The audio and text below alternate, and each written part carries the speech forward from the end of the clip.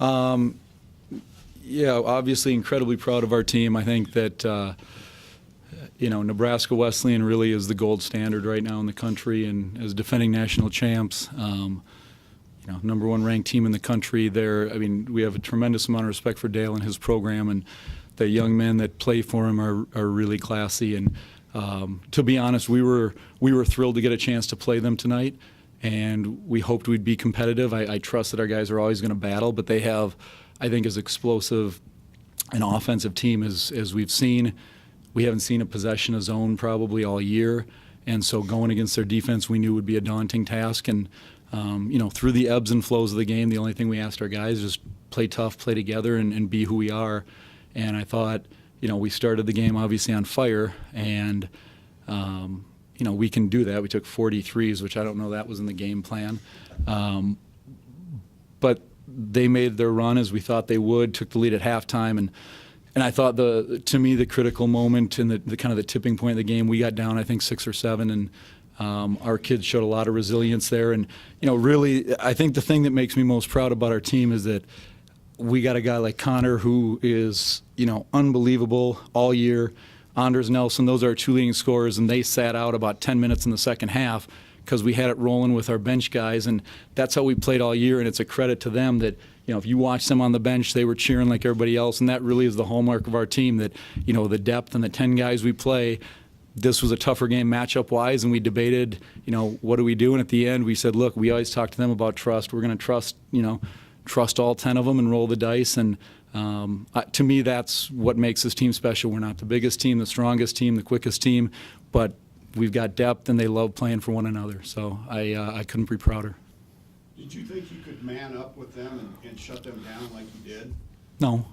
I mean, you look at their numbers, they look like numbers in a video game, right? 54% from the field and 41 or 2 from 3. And their matchups, when you look at Garver, I think we told our guys this today not to scare them, but I think he's as good a guard as there is in the country. I think Shimonitz is as versatile, 3-time all-conference as a junior. He's as versatile player.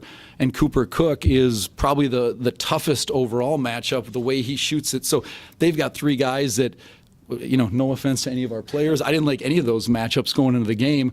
But what I did like is I thought our guys would battle together, and they did that. So no, for us to hold them to 20 in the second half, and some of that they missed some shots that they probably normally make, but I think Dale, the offense they run is incredible, and I think their players are really, really good. And I just, I thought we battled and scrapped, and as I keep saying, I'm very proud of our guys to have trusted one another.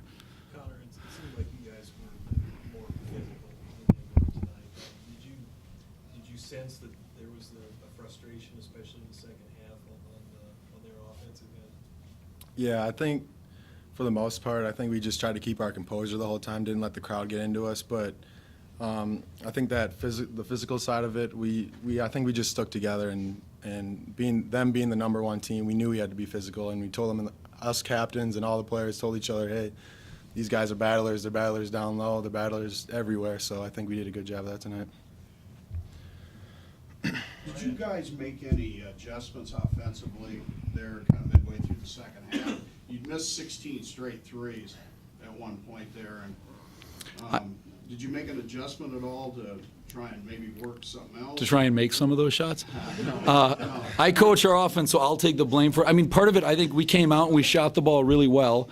And sometimes that can be kind of fool's gold, where I don't think we wanted to go into the game shooting 43s and 16 twos. That's not the balance that we want to play with. That's Craig at Central. That his team, they do that, and we joke with them that we're trying to be more like them.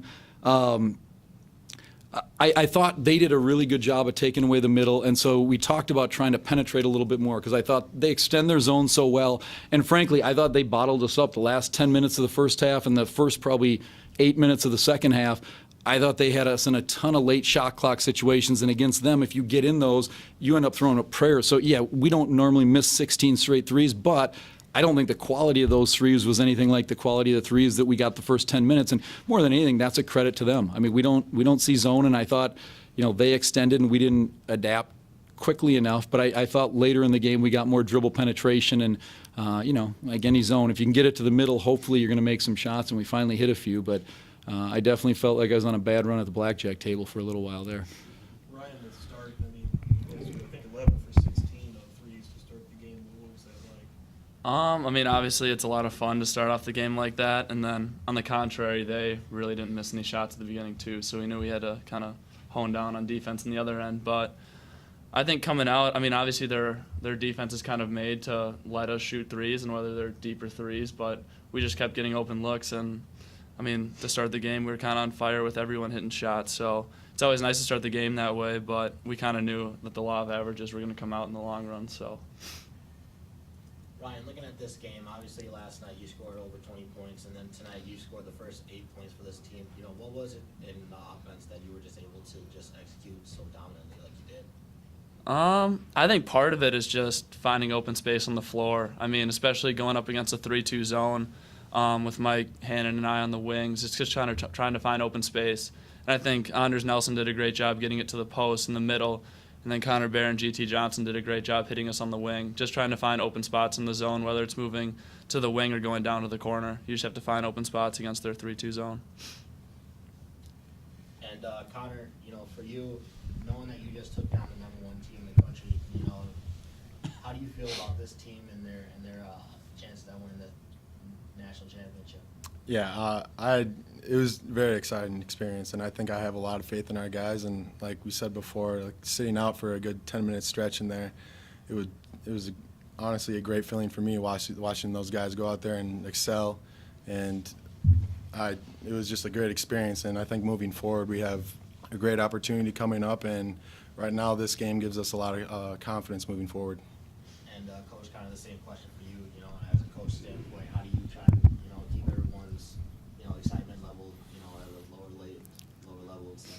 Well, I'm not going to try to do that tonight because they deserve to celebrate when you get a victory like that against a team like Nebraska Wesleyan. But you know, I think they're very grounded. You know, I mean, the fun part about this, and also the difficult part of this region, Nebraska Wesleyan won the national title in 2018. We won it in 2016 when Connor and those guys were freshmen. So, you know, these are pretty good teams, and I think the thing that our guys love is just the challenge of playing great teams. And at this time of the year, you know, this is the top team in the country, and we have a tremendous amount of respect. And I don't know who we play next, but they're going to be incredibly good. I mean, in the NCAA tournament, I have no doubt these guys are going to take one game at a time, and that's really the mantra in our program: is just one day at a time, get a little better every day, and they buy into it. And so we'll relax and celebrate tonight, and see who we play next. But I'm more than anything, I'm just thrilled we get to spend another week together because these guys are as much fun.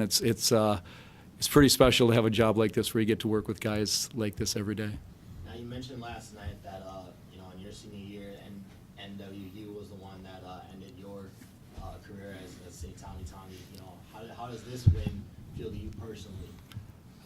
You know, that probably these guys were saying, hey, this one's for you, coach, which it's not. It's for them. But, you know, 24 years ago, I mean, I had a lot of teammates text me last night, and it was in the second round, and it was on our home court, and, you know, we were undefeated at the time. So I mean, that's a fun, I think, kind of more serendipity that happened than anything. But there's no revenge, anything like that. It's truly just, I think, a coincidence. But to get to play in a game like this is just an honor, and you know, we feel like everybody in Nebraska Wesleyan treated us incredibly well this weekend.